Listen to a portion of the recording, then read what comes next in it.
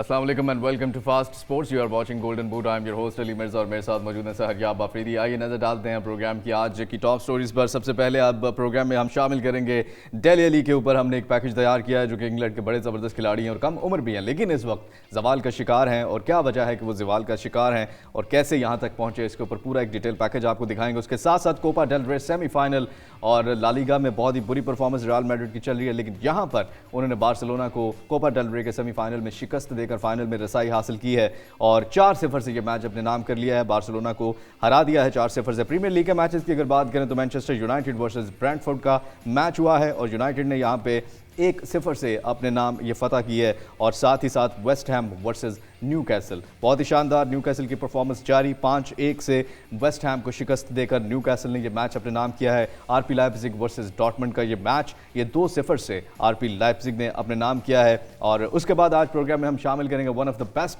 Player अभी जो चल रहे हैं और जिनके बारे में बड़ी तवक्कुआत भी हैं, किलियन एम्बापे। इनकी लाइफ स्टोरी के ऊपर, इनके बहुत ही इंटरेस्टिंग लाइफ स्टोरी है, इसके ऊपर एक पूरी डिटेल हमने डॉक्यूमेंट्री तैयार की है जो कि आज के प्रोग्राम में शामिल करेंगे। और इसके साथ साथ आपको बताएंगे कि किसने मैच खेलते हुए अपने मुस्लिम प्लेयर की मदद की रोज़ा अफ्तार करवाने में। और क्योंकि वहाँ पे इजाज़त नहीं थी, जैसे प्रीमियर लीग में इजाज़त है कि 1 मिनट आपको देते हैं रोज़ा अफ्तार करने के लिए, वहाँ पे उन्होंने कैसे उनकी मदद की ड्यूरिंग द मैच, वो आपको दिखाएंगे। और उसके साथ साथ आपको दिखाएंगे फ़ुटबॉल जो है वो जंग का समा बन गया और ये कहाँ पे बना और किन टीम्स के लिए बना, इसके बारे में आज प्रोग्राम में शामिल करेंगे। तो अब हम शामिल करेंगे प्रोग्राम में पहला मैच जो हम डिस्कस करने जा रहे हैं, Barcelona versus Real Madrid Copa del Rey semifinal. 4-0 से रियल मैड्रिड ने ये मैच अपने नाम कर लिया है और सेमीफाइनल में शिकस्त दे दिया बार्सिलोना। जी हाँ, बेंजेमा की शानदार हैट्रिक के बायस रियल मैड्रिड ने कोपा डेल रे का ये सेमीफाइनल अपने नाम किया है। 4-0 से बार्सिलोना को शिकस्त दी है। आफरीदी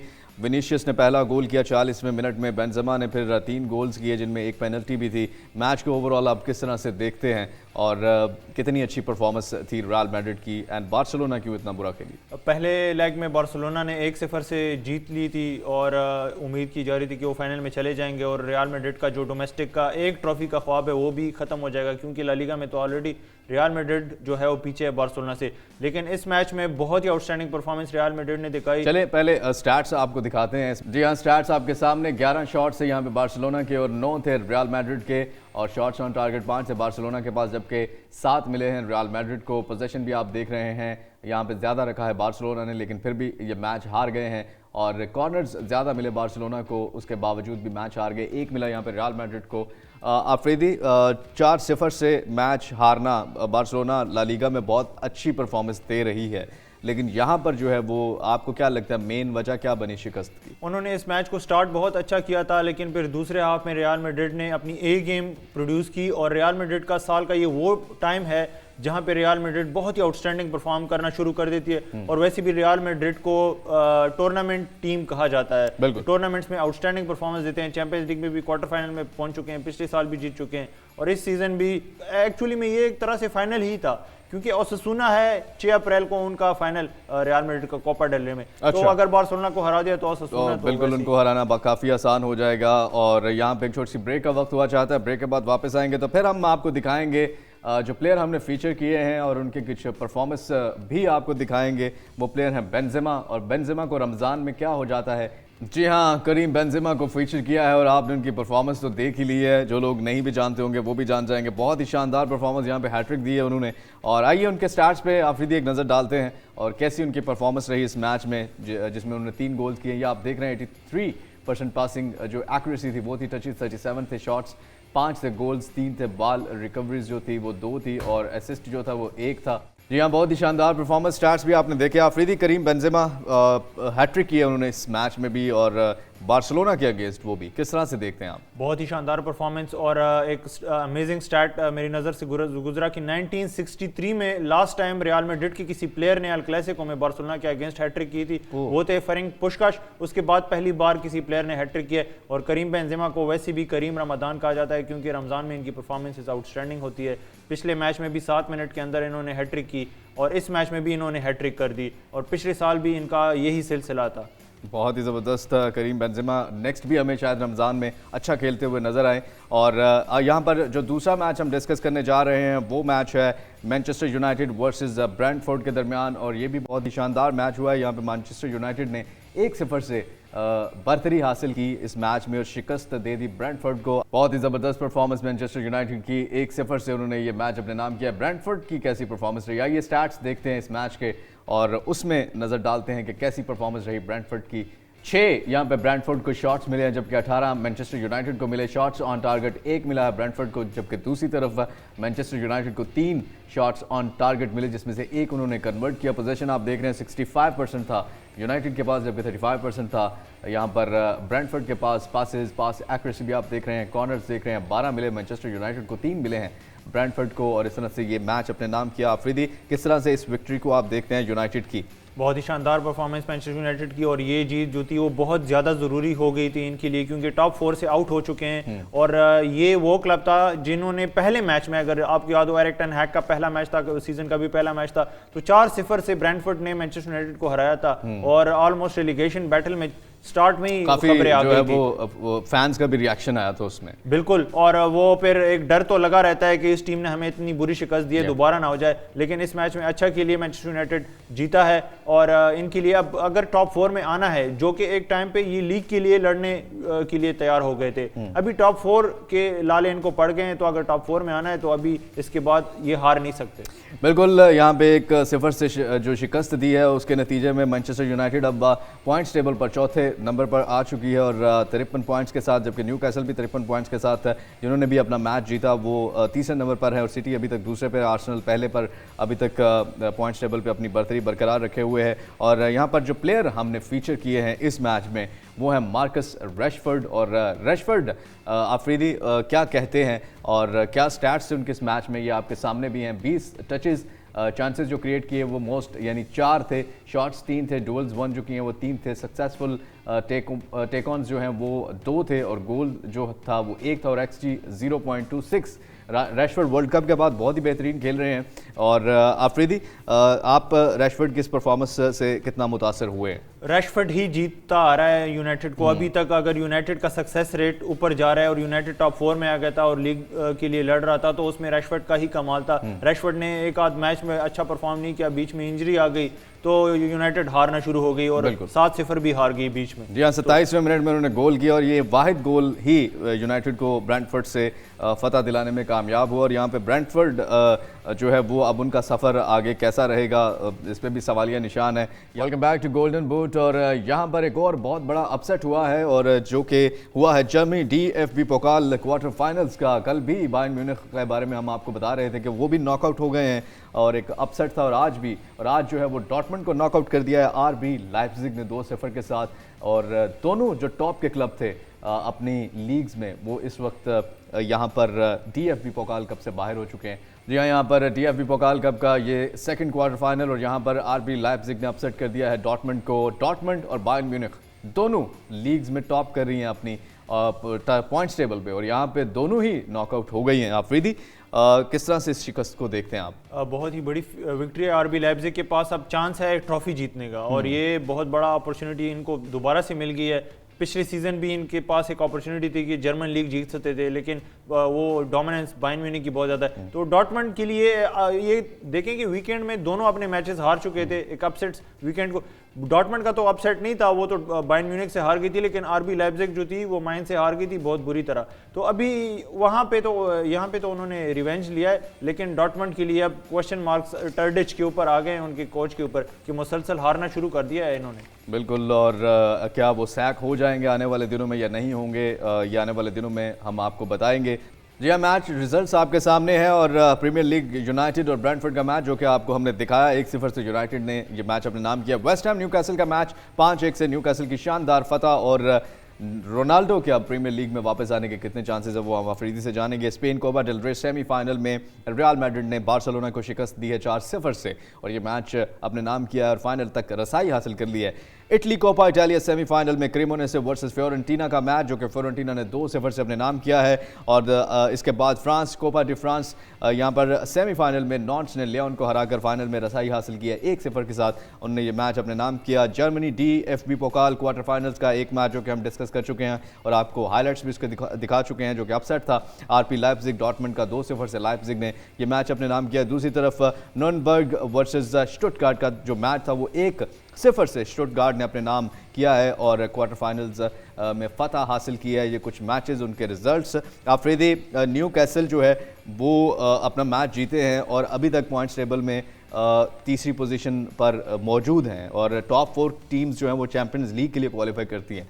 रोनाल्डो, अल नसर और न्यू कैसल। एक दफ़ा हमारे व्यूवर्स को थोड़ा रिश्ता दोबारा बता दें कि प्रीमियर लीग के फैंस के लिए कितनी बड़ी खुशी है या रोनाल्डो के फैंस के लिए कि दोबारा से प्रीमियर लीग में नज़र आ सकते हैं। बिल्कुल, अल नसर के साथ उनका एक एग्रीमेंट है, उसमें उन्होंने एक क्लॉज रखी थी कि अगर न्यूकासल जो कि उसी का ऑनरशिप है जिसके पास अल नसर भी है, मतलब सऊदी गवर्नमेंट ऑन करती है, अगर वो टॉप 4 में फिनिश करती है और चैंपियंस लीग के लिए क्वालिफाई करती है तो वो रोनाल्डो को जाने देंगे न्यूकासल में, और न्यूकासल में जाने देंगे मतलब वो प्रीमियर लीग और चैंपियंस लीग में हमें दोबारा से नजर आएंगे। और अभी तक वो जो एक उन्होंने क्लॉज रखी थी वो बिल्कुल फुलफिल हो रही है और न्यूकासल टॉप 3 में है, टॉप 4 में थी, फिर टॉप 5 में चली गई, लेकिन अब वापस टॉप 3 में आ गई है। जी हाँ, बहुत ही। और ये मास्टर स्ट्रोक भी कहा जाता है रोनाल्डो का। अगर ये क्लॉज उनका सक्सेसफुल हो जाता है जो उन्होंने रखा था और दोबारा से प्रीमियर लीग में आ जाते हैं, क्योंकि एक तरफ उन्होंने इतनी बड़ी अमाउंट में जो है वो अल नसर भी चले गए और दूसरी तरफ प्रीमियर लीग में भी आ जाएंगे वापस और चैंपियंस लीग में भी, तो बहुत ही मास्टर स्ट्रोक रोनाल्डो का यहाँ पर। Welcome back to Golden Boot. और आइए आज के प्रोग्राम की सबसे पहली ट्वीट पर नजर डालते हैं। कौन सी ट्वीट है हमारे पास, और ये आपके सामने है। Chelsea have reached agreement in principle to install Frank Lampard as interim head coach until end of season. 44 years old, a legend to be joined by assistant Ashley Cole, Joe Edwards, Chris Jones. Process for permanent appointment continues. Afridi, किस तरह देखते हैं आप इस खबर को? पहले भी ये मैनेजर थे, फिर सैक हुए, फिर टुखल आए, फिर वो सैक हुए, फिर ग्रैम पॉटर आए, फिर सैक हुए ग्रैम पॉटर, और फिर इनको इन टर्म बना दिया है सिर्फ अभी सीजन एंड होने तक, क्योंकि टॉड बोली जो है वो रैश डिसीजन और जल्दी डिसीजन नहीं करना चाहते, इसलिए उन्होंने सीजन खत्म होने तक इनको बना दिया। एक परमानेंट डिसीजन लेने के लिए उन्होंने कहा टाइम लेते हैं और एक अच्छा बंदा जो लॉन्ग टर्म प्रोजेक्ट को ले सके वो उसको फिर इंस्टॉल करेंगे। लेट्स सी चेल्सी अपने इस जो इन प्रॉब्लम्स को किस तरह से सॉर्ट आउट करती है। नेक्स्ट हमारे पास क्या है, नेक्स्ट आपको दिखाते हैं। और यहाँ पर next, Alexander Ceferin attacks the Super League after being reelected as UEFA president. और इनका पिछले दिनों भी हमने शामिल किया था कि इन्होंने बार्सिलोना की भी वो जो ला लीगा में हेर फेर की खबरें आई हैं उसके बारे में भी काफ़ी सख्त इन्होंने रिमार्क्स दिए हैं। यहाँ पर अफरीदी सुपर लीग के बारे में भी अब अपने व्यूवर्स को काफ़ी बता चुके हैं, और इनका आप किस तरह से देखते हैं? तीसरी बार री इलेक्ट हुए, यूएफा प्रेसिडेंट बने तीसरी बार, और अभी क्योंकि इनका मेन एजेंडा ही यही है यूएफा को बचाना, चैंपियंस लीग को बचाना, और सुपर लीग ऑटोमेटिक वो एक कंपटीशन है जो कि चैंपियंस लीग को ही रिप्लेस करना चाहती है। तो अगर चैंपियंस लीग रिप्लेस होगी तो फिर इनके प्रेसिडेंट बनने का कोई फायदा नहीं रहेगा। बिल्कुल, ये भी अपनी जॉब जो है वो उसे हाथ धो बैठेंगे। नेक्स्ट हमारे पास क्या है, ये एक बहुत ही बुरा इंसिडेंट हुआ है और ये हुआ है chaos in Rotterdam. Feyenoord versus Ajax was delayed after Klaassen was injured by an object thrown from the crowd.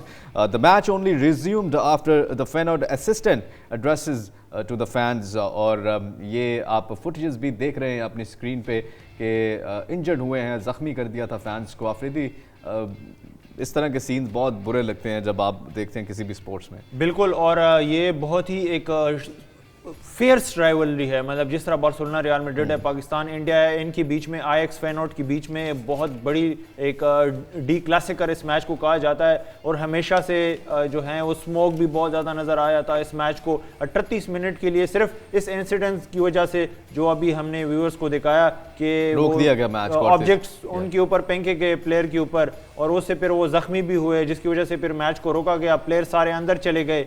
फिर जो फेयनोर्ड, क्योंकि मैच फेयनोर्ड में हो रहा था, तो फेयनोर्ड के जो प्रेसिडेंट थे वो आए ग्राउंड में और उन्होंने फैंस को कहा कि आप ये बिल्कुल सिली हरकतें कर रहे हैं, ये क्या कर रहे हैं, ये तो अपनी टीम को आप नुकसान कर रहे हैं, तो आप ये ना करें प्लीज़, ताकि मैच हो और हमें मैच देखने को मिले। बिल्कुल, और नेक्स्ट हमारे पास क्या है, बहुत ही खूबसूरत हमारे पास मोहम्मद अल नैनी की ये पिक्चर जो कि उम्रा करने गए हैं। आर्सेनल के ये प्लेयर हैं और इजिप्ट से इनका ताल्लुक है, और मोहम्मद सलाह भी हमें अक्सर ऐसे नज़र आते हैं, और अल नैनी जो हैं जो कि अभी इंजर्ड है और इंजरी का एज उन्होंने लिया है, बजाय आराम करने के उन्होंने ज़्यादा आराम करने को तरजीह दी और उम्रा करने चले गए और इंटरनल हीलिंग के लिए। आफरीदी, इसमें दो फायदे हैं, एक तो ये इंजर्ड थे, वैसे भी खेल नहीं सकते थे, तो इन्होंने अपना टाइम यूटिलाइज किया, उम्रा करने चले गए, वैसे भी रमज़ान है, दूसरी बात ये कि ये अब अपनी टीम की फतह के लिए भी वहाँ दुआ करेंगे तो वो भी ज़्यादा असर पड़ेगा, तो प्रीमियर लीग जीत जाएंगे आर्सेनल वैसे।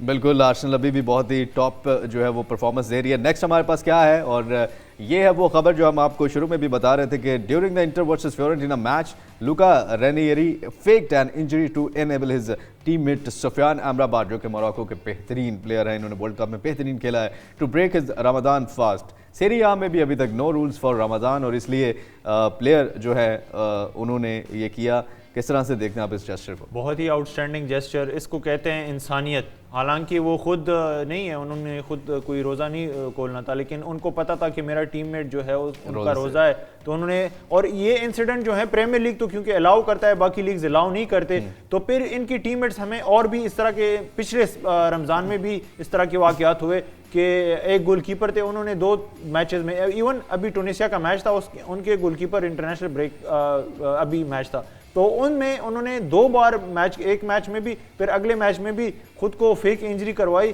ताकि उनके जो टीममेट्स हैं उनको टाइम मिल सके रोज़ा अफ्तार करने के लिए। बिल्कुल, बहुत ही खूबसूरत जेस्चर और बहुत ही खूबसूरत ये पिक्चर्स भी, और ये शायद सोचने पे भी मजबूर करे जो सीरिया लीग है कि वो भी कोई 1 मिनट का टाइम जो है वो अपने मुस्लिम प्लेयर्स को दें।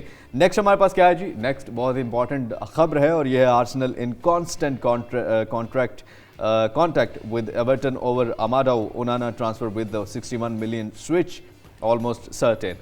Onana बहुत अच्छा खेल रहे हैं आफरीदी, और आपको लगता है कि ये जो कांटेक्ट हो रहा है कुछ फ़ायदा हो जाएगा? बिल्कुल, और आर्सेनल सर्टन है कि इन्होंने इनके जो प्रोजेक्ट में प्लेयर्स फिट होते हैं उन पे ही सिर्फ जाके उन्होंने ख़रीदने की कोशिश कर रहे हैं, जिसमें डेक्लन राइस वेस्ट हैम के हैं, मूडो ओनाना बहुत ही अच्छा खेल रहे हैं। हमें पिछले दिनों दिखाया भी था कि वो और इदरीसा गाना गे जो हैं उन्होंने रोज़ा भी खोला था मैच के दौरान, तो ये वही प्लेयर हैं। ये आज के प्रोग्राम के लिए कुछ हैपनिंग्स हमने आपके साथ शेयर की हैं। इंशाल्लाह कल आपसे दोबारा मुलाकात होगी गोल्डन बूट में। आज के प्रोग्राम से अपने मेज़बान अली मिर्ज़ा और सहरयाब आफरीदी को इजाज़त दीजिए। अल्लाह हाफिज़।